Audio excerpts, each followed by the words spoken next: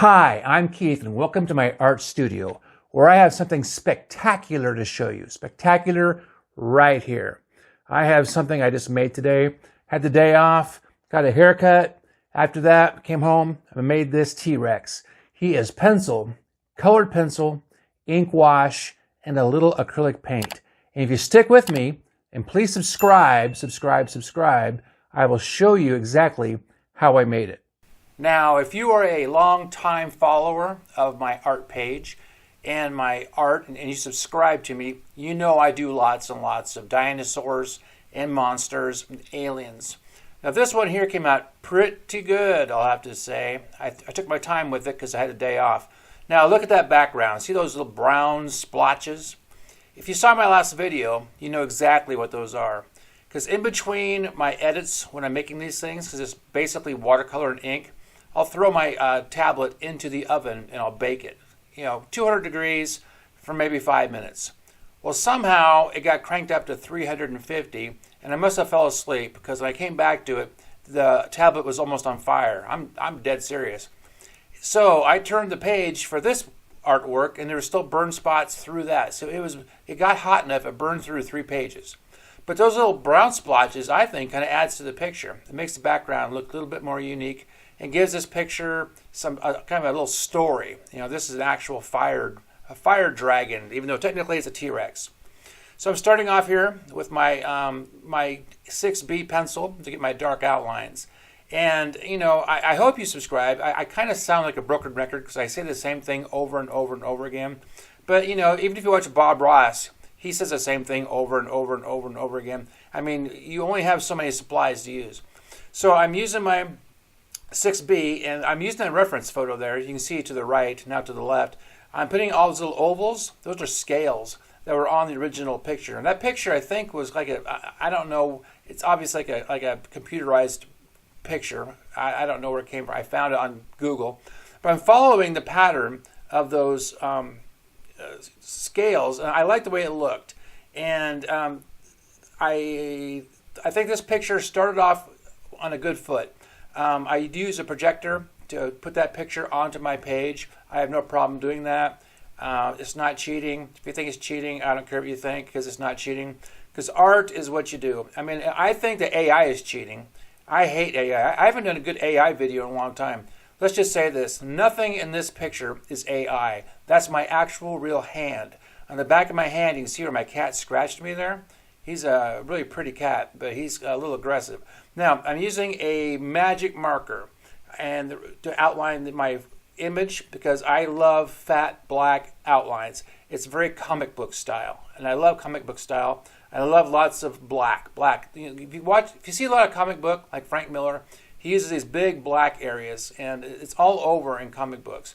And I try to incorporate a little bit of that myself, and I use my ink out of the inkwell on a brush. I also use it from the magic marker. And I don't think a magic marker is a bad thing. They're actually very easy to use. I use a Sharpie. I use the big ones. Right there I'm using a brush pen. I bought it a set. And the brush pens are really good. So I'm using the black fat magic marker. Sorry about that. And I'm darkening things down. And right now I'm looking at this and I'm feeling pretty good about it. And my whole goal now is not to screw this up. Because sometimes I tend to go overboard with my artwork to the point where I ruin it. And I'm trying to hold myself back, and this one I did. I held myself back. As you see, as I go along, my highlights, I tend to highlight till it's almost blindingly highlighted, and it's just wrong. I know better. That's the worst part, is I know better. And here I'm using ink wash. I'm a big fan of ink wash. I just bought myself a new bottle of Higgins black ink just recently, because I go through it so fast. Ink wash is where you take ink and you mix it with some plain water and thin it down, and you get different values. And I try to start off with about a 40% gray, which means it's not too dark, but it's just enough to shade with. And using ink wash to shade is really cool because ink wash dries very, very cool. So I'm doing this to get my edges and make everything look round. The dark's dark, but not too dark. And right there, I'm putting this eye thing, or this black around the eye, because I think it makes it look like he's a evil monster that's black. If you watch the Jurassic Park movies, they do that too. They darken around the eyes and make the eyes white. It makes it look really super menacing, and I kind of stole that from them. So I gave him kind of a black mask. He's the Batman of T-Rexes. Now, one thing I also do, you'll notice if you follow me, is I change things up. I'm not the kind of guy who's trying to do hyper-realistic art. I don't think hyper-realism is art, and I'll fight you to the death on that one. But look at my T-Rex's chin. That little horn I put there. No T-Rex has a horn on his chin, but I thought from a design standpoint it looked good. Now, recently I've got into colored pencils, and I like the way they look quite a bit. So for this T-Rex, I chose green and I chose orange, and I've done that for the last couple pictures because I think those two colors combined look really super good on these dinosaurs or these dragons or these monsters. I actually went back to the art store, which is 65 miles from my house, to buy more of these two colors because I use them so much. So I have some extra spares, and they're expensive. Like $2 or $3 depending on the brand. Prismacolor is not cheap. So I'm making this art for free. I'm giving this lesson for free. It's the least you can do. The least you can do is subscribe to me. Subscribe, follow, and share this with your friends. This is cool. I mean, if you're an artist, you expect me to be doing landscapes, still lives of flowers and teapots. But no, I do the fun stuff. My artwork is the horror movie version of artwork. I mean, I would not do this stuff if it wasn't fun. So this to me is fun. So that's why I do a lot of monsters, aliens, and T-Rexes and things like that, because I think this is fun. So right now I am going through with a white pencil. White pencils can be really invaluable when it comes to doing some highlights, especially with cross-hatching. It's kind of a reverse cross-hatching. I love the way it looks. And I also use the white pencil for making contour lines and whatnot. So right here, I have my 6B. I can tell because I have, now I'm back with a white pencil. Now those little circles I'm making there, I'm making a little like, I don't know what you call them, but the white pencil works great on that black ink. It works. I almost wish it would show up a little bit better, but I can always go into my white paint if I have to. But the white pencil, I bought 4 or 5 of them, different brands, last time I was in the art store just to find out which one's the best. And I think the Prismacolor one actually works the best. They're also the most expensive. You can buy a set of pencils, 20 pencils, and it'll cost you $20. It's pretty expensive stuff for a hobby, you know what? But there's people out there who, they race stock cars and they spend thousands of dollars. I don't do that. I just buy art supplies, and I try not to go overboard.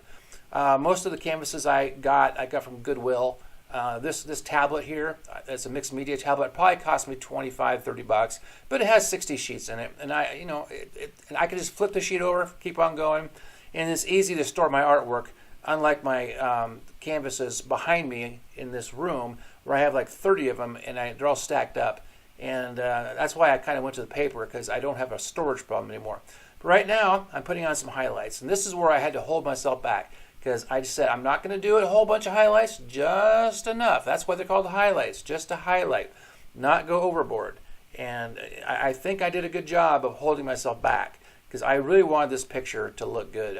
I knew it was good to start with, and I knew if I didn't screw it up, I'd have something cool. So if you want to buy this from me, I will sell it to you.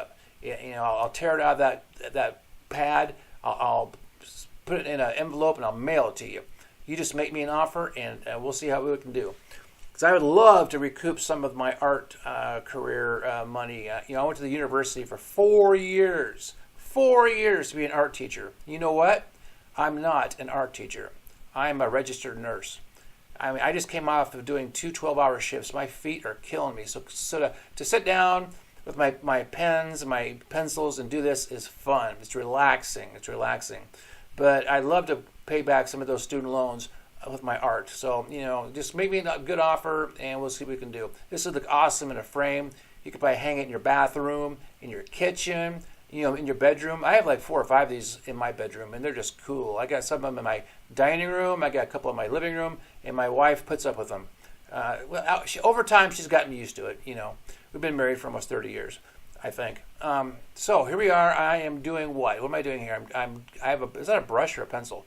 I think it's a pencil, and I'm doing some highlights. I'm thinking. So I'm highlighting, I'm fixing, I'm making it look better. You know, in between the edits, I'll set this thing up on a couch and just stare at it for 5-10 minutes and just think, what do I need to do now? What do I need to do now to make this thing work?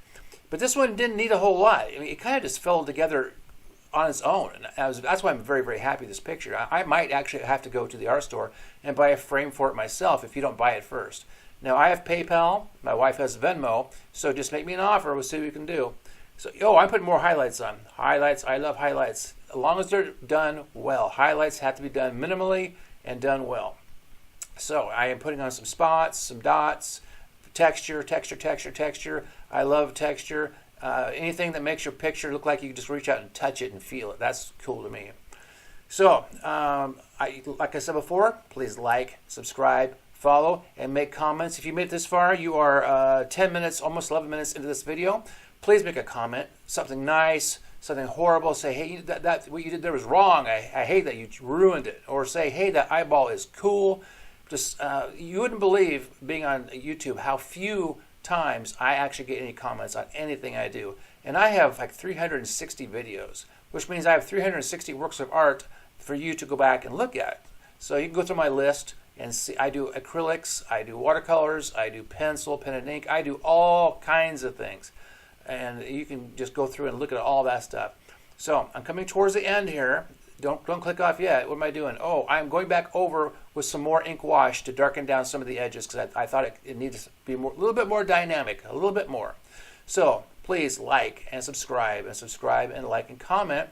And I really, really appreciate if you made it, because now you're into almost 12 minutes of my T-Rex with a horn on its chin. And I love adding things to dinosaurs that, oh, there's this pupil. There's this little tiny pupil on his white eye. Thank you again.